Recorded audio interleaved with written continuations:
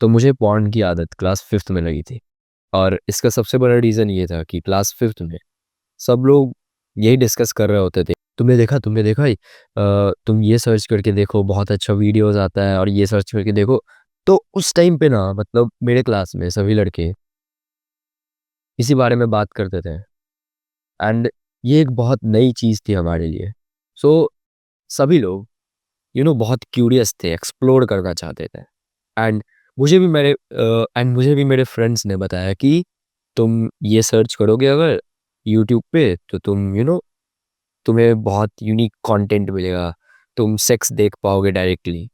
तो it made me really curious. तो मैंने घर जाके इस चीज़ को सर्च किया यूट्यूब पे। एंड उस एक सर्च के बाद से क्लास 9 तक मैं कंटिन्यूअस पॉर्न देखता रहा। और सबसे बड़ा रीज़न जिसके कारण कि मैं पॉर्न देखता था, वो ये था कि मुझे पता ही नहीं था कि पॉर्न और जो सेक्सुअल कंटेंट्स होते हैं वो हार्मफुल होते हैं। बस मुझे लगता था कि इसे छुपा के देखना चाहिए, क्योंकि ये चीज़ें सभी को बताने वाली चीज़ें नहीं है। बस यही रीज़न था कि मैं छुपा के देखता था, एंड सभी के घर से जाने का इंतज़ार करता था ताकि मैं पॉर्न देख सकूँ। बट इन रियलिटी मुझे बिल्कुल भी रियलाइज़ेशन नहीं थी कि पॉर्न एक्चुअली हार्मफुल भी होता है। बट जब क्लास 9th में मैं गया 2019 में, सेल्फ इम्प्रूवमेंट कंटेंट कंज्यूम करना शुरू किया, और मोस्ट स्पेसिफिकली अगर मैं बोलूँ तो हमज़ा का कंटेंट कंज्यूम करना शुरू किया, तो उसने ऐसी-ऐसी चीज़ें बताई पॉर्न के बारे में जो कि मुझे भरोसा ही नहीं होता था। यू नो उसने पॉर्न के जितने भी नुकसान है उन सारी चीज़ों को इंट्रोड्यूस किया, and it was the first time जो कि कोई ओपनली इतना बोल रहा था। एंड आफ्टर दैट, उसकी वीडियोज़ को देखने के बाद आई रियलाइज्ड कि कितना हार्मफुल एक्चुअली है porn. Now most of the लोग, या फिर जो भी टीनेजर्स हैं, वो लोग इसीलिए पॉर्न देखते हैं क्योंकि उन्हें पता ही नहीं होता कि ये एक्चुअली हार्मफुल चीज़ है, एंड इसी कारण फिर वो एडिक्टेड हो जाते हैं। सो सबसे पहले तो तुम्हें ये समझने की ज़रूरत है, अगर तुम ये सोचते हो कि पॉर्न तुम्हारे लाइफ में कोई इम्पैक्ट नहीं डालता, इट्स जस्ट अ थिंग जो कि तुम्हारे एंग्जाइटी को रिलीज़ करता है, स्ट्रेस को रिलीफ देता है, तो ऐसा कुछ नहीं है। तुम्हारा चूतिया काटा गया है। पॉर्न एक्चुअली तुम्हारे लाइफ को बहुत अच्छी तरीके से डिस्ट्रॉय करने में तुम्हारी हेल्प करेगा।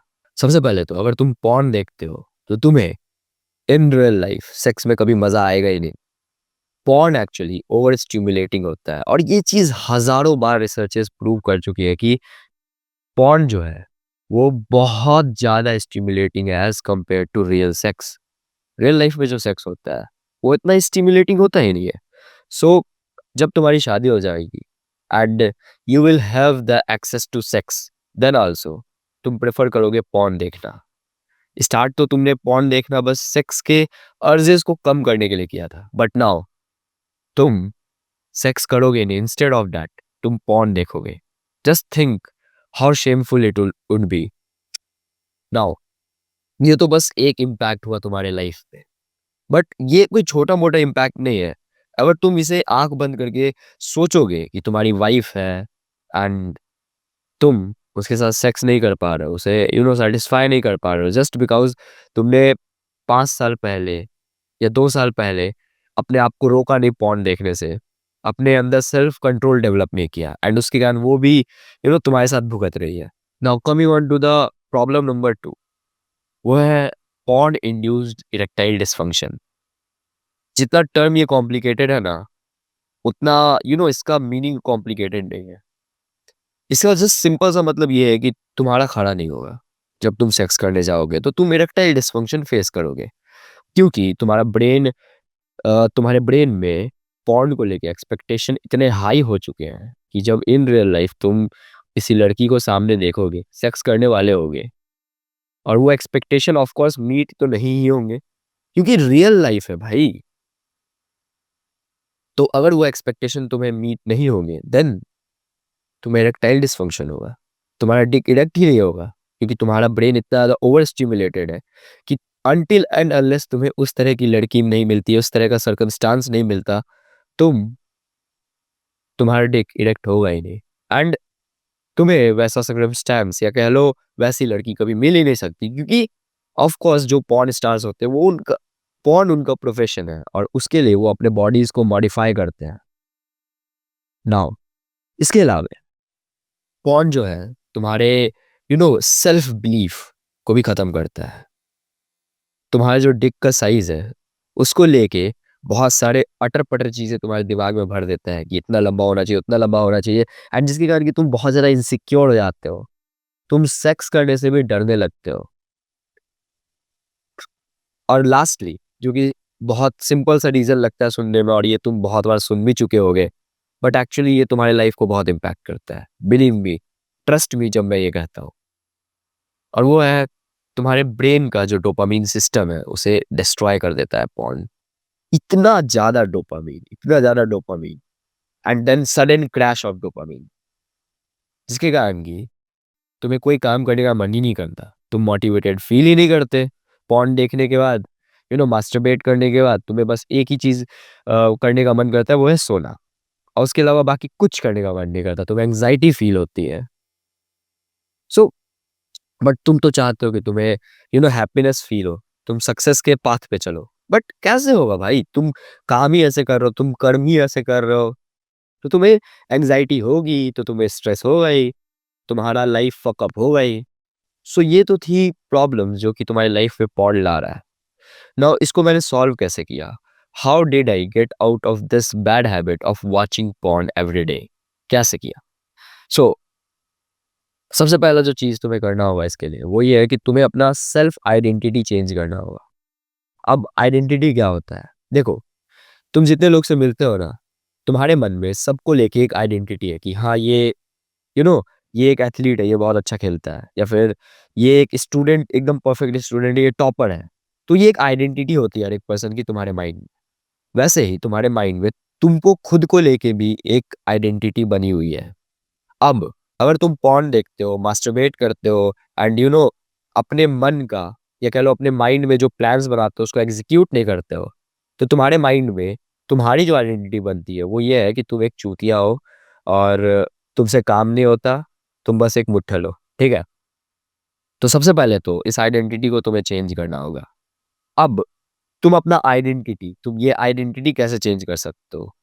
तो देखो, आइडेंटिटी इज डायरेक्टली को related to your behaviour. As soon as तुम अपना आइडेंटिटी चेंज करोगे, तुम्हारा बिहेवियर चेंज होगा। वेयर एज सुन एज तुम अपना बिहेवियर चेंज करोगे, तुम्हारा आइडेंटिटी में चेंज आएगा। यानी कि तुम्हें अपना behaviour as well as identity दोनों चेंज करना है। आइडेंटिटी तो हो गया तुम्हारे माइंड वाला बात, कि तुम अपने मन में क्या सोचते हो। तुम्हें अपने मन में फोर्सफुली ये सोचना है कि तुम मुट्ठल नहीं हो, तुम मास्टरबेट नहीं करते हो, यू आर अ पर्सन जो कि अपने टास्क पे काम करता है। बस आंख बंद करके विजुअलाइज करना शुरू करो। अब बोलो खुद को कि मैं एक ऐसा इंसान हूँ जो कि जो बोलता है वो करता हूँ। यू नो अगर मैंने ये बोला कि मैं सक्सेस अचीव करूंगा तो मैं सक्सेस अचीव करूंगा। अगर मैंने ये बोला कि मैं ये गेम जीत के दिखाऊंगा तो मैं जीत के दिखाऊंगा। और अगर मैंने ये बोला कि मैं मास्टरबेट नहीं करूंगा, पॉर्न नहीं देखूंगा, तो मैं नहीं देखूंगा, क्योंकि ये मेरी मर्जी है। राइट? मेरा बॉडी है, मेरा माइंड है, I can fully control it. So खुद के आइडेंटिटी को चेंज करो, और उसके साथ साथ अपने बिहेवियर को भी चेंज करना शुरू करो। एक्ट लाइक द पर्सन तुम अपने माइंड में इमेजिन कर रहे हो। तुम अगर माइंड में इमेजिन कर रहे हो कि तुम बहुत अच्छे एथलीट हो, जस्ट जाओ, डेली दौड़ने जाओ, डेली स्पोर्ट्स खेलना शुरू करो। ठीक है? अगर तुम इमेजिन कर रहे हो कि तुम बहुत अच्छे सोशल पर्सन हो जो कि सभी लोगों से बात करता है, बाहर जाओ, बात करना शुरू करो। कॉलेज जाओ, कॉलेज में बात करो, स्पोर्ट्स एक्टिविटीज में पार्टिसिपेट करो, लोगों से बात करो। यू नो कॉलेज से ट्रिप लेके जा रहे हैं या फिर कोई इवेंट है, उसमें जाके लोगों से बात करो। So just take action and अपने आप तुम्हारा आइडेंटिटी चेंज होगा। और उसके बाद फिर एज सुन एज तुम्हारा आइडेंटिटी चेंज होगा, तुम्हारा बिहेवियर भी चेंज हो जाएगा। But you need to understand कि कोई भी बुरी आदत तब तक नहीं छूटेगी जब तक कि तुम उसके जो क्यूज होते हैं, क्यूज का मतलब ये है कि जो चीजें तुम्हें अर्जेस देती है उस चीज को करने के लिए, उन चीजों को नहीं हटाते हो।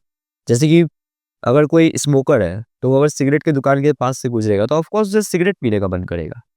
सो क्यू एक सिगरेट पीने वाले इंसान के लिए क्यू हो गया उसका सिगरेट, या कह लो सिगरेट की दुकान, या कह लो उसके दोस्त जिसके साथ वो सिगरेट पीता है। सो अगर उसे सिगरेट छोड़ना है, क्विट करना है, तो उसे उन क्यूज़ को हटाना होगा, उसे दूसरा रास्ता लेके जाना होगा और जहाँ की सिगरेट की दुकान नहीं होते हैं, उसे अपने दोस्तों को अवॉइड करना होगा जो कि सिगरेट पीते हैं। बिकॉज़ उसकी आँख के सामने सिगरेट आना नहीं चाहिए।